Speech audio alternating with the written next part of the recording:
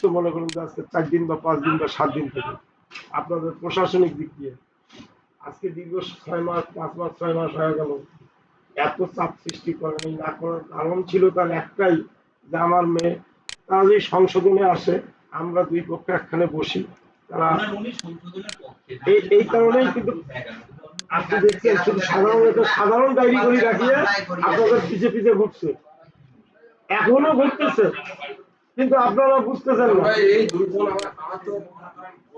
আপনারা তো বুঝতেছেন না। আমি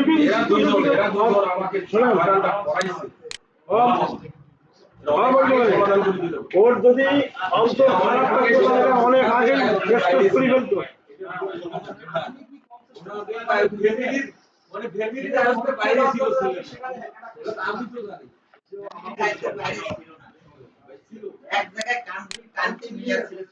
হ্যাঁ আপনারা শোনেন ফ্যামিলির আয়ত্তে আমার কথা শোনেন, আমি তাহলে অন্য কথা বলি, এই ব্যাপারটা ড্রিল আমিও করছি। আমি যদি ইচ্ছা করতাম ওইখানে ওই আপনার মনে করেন যে ওসমানিয়া থানায় যদি বলতাম যে ছেলে মেয়ে আমি এইখানেই চাই, তাহলে ওই থানা বাধ্য হইতো একে নিয়ে যেতে। কথাটা বুঝেন, এরকম একটা পজিশন তৈরি হয়ে গেছে। তারপরে যখন উনি বললো, ওসি সাহেব বললো, তখন ভাই চিন্তা করে বললো যে দেখেন আপনার ছেলে মেয়ে আপনাদের বাড়িতে যাইতেছে, আপনি যদি আমাকে বলেন আমি ব্যাক করে নিয়ে আসতে পারবো যেভাবে হোক, কিন্তু আপনাদের তো ইজ্জত আছে, মান সম্মান, মেয়েটা তো আপনাদের, ভবিষ্যৎ সংসার করলে ছেলেটাও তো আপনাদের সবাই হবে, আপনি চিন্তা করে কথা বলেন। তখনই আমি বলছি যে ঠিক আছে যাক, ঠিক আছে যাক। হ্যাঁ ও তো হবেই।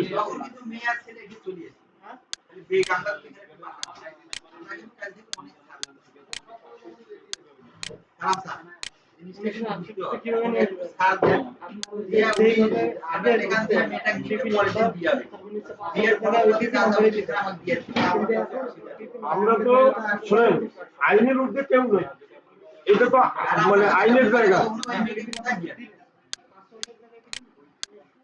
আপনারা শুধু আমাদের জন্য এইটুকু স্যাক্রিফাইস করেন, ওই যে উনি যে কথা বললো তো কালকে বললো না, কালকে দিয়ে দেবো।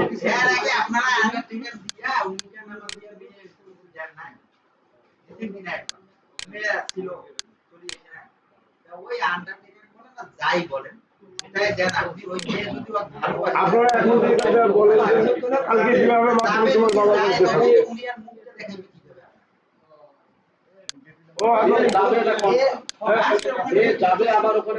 হ্যাঁ আমরা তাকে নিয়ে এত লাড়াতাড়ি করবো কেন, আমরা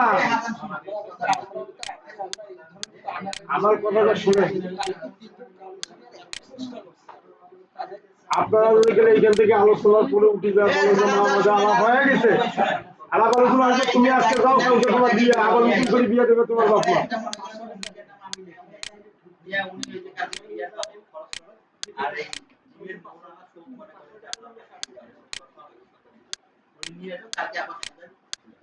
এইখানে বিয়ে হবে।